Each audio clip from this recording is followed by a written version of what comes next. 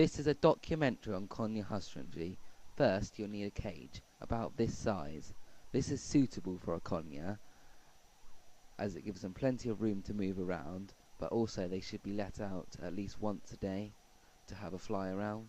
If you're not going to let them have a fly around, they should have a much larger cage. Next, they're going to need some perches.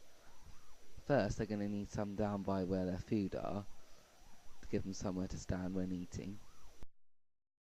It is always a good idea to use natural branches, as it is much more exciting for the conure. All parrots like to be high up, so it's always a good idea to put a branch in the top to make them feel much safer. Next, your conure is going to need some enrichment, for example, mirrors and boughs. This will make it much more exciting for them. Also, they're going to need some mineral licks, as this makes sure they get the necessary vitamins and minerals that they may not get from their food.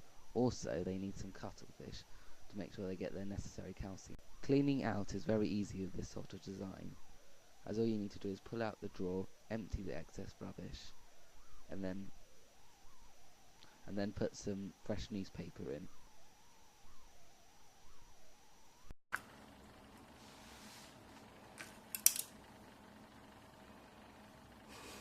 Conures love seeds, so it's always a good idea to give them some mixed seeds, as it gives them plenty of nutrients.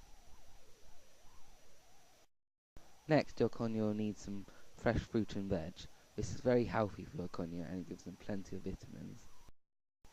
Next, your conure needs some peanuts. This will give them plenty of protein and help with their feathers. Finally, your conure needs some water, which is the most important. Finally, all you need to do now is put your conure's food and water back in the cage, and if you let them out for a fly, they should go straight back in.